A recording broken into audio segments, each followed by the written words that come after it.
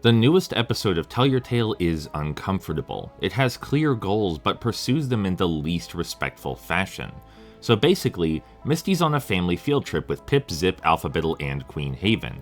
She wants to have a really good time and make perfect memories, but things keep going wrong. The moral here is visible from miles away and has been done multiple times in the past. Misty eventually learns that it doesn't matter whether things are perfect, what's truly valuable is spending time together with those we love. We make the good in the world by enjoying life as it comes. It's very sweet, but again, this moral has been done already and done better. You guys didn't run out of morals or anything, stop reusing ones you've already spent.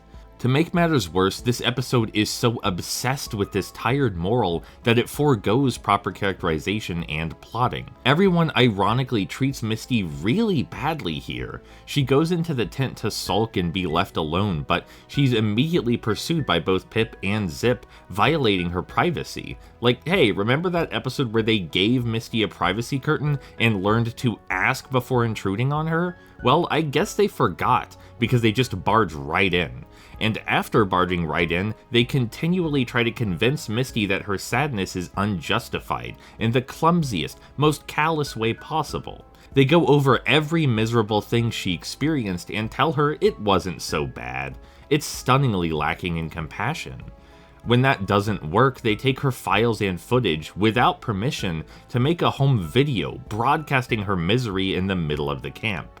This is a crazy level of disrespect toward Misty's autonomy, personal possessions, and emotional welfare. And no, it doesn't make it better that it worked out in the end. Honestly, that makes it so much worse, because the show is communicating that it's okay to treat your friends poorly, as long as the end result is positive. It's one of the most manipulative, agonizingly cruel ways to handle this situation, and the only reason it doesn't harm Misty deeply is because the show lacks the lucidity to understand its own characters. It only sees the good intentions and refuses to acknowledge that anything else matters. And honestly, that would have made for a much better moral. Misty could have stopped Pip and Zip at the end and told them, hey, I know you're trying to make things better, but you're not.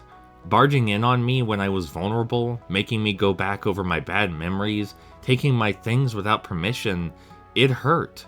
It's not just about what you think is best, it's about how you treat others. I would say that's a very fitting moral for Misty to impart given her designated empathetic status, and it's leagues above the manipulative mess we ultimately received.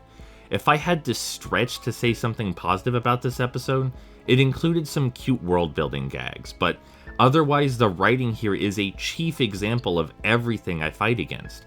None of its sentimentality is earned, and it doesn't actually care about what it's saying, it just cares about what it means to say. I ran through this in my head over and over, and no matter how you slice it, Misty is a character who struggled with her agency in the past.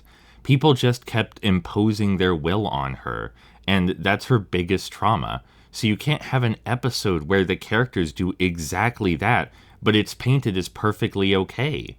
It's disrespectful, it's dangerous, it's so unbelievably callous for a show that's supposed to be about love and kindness.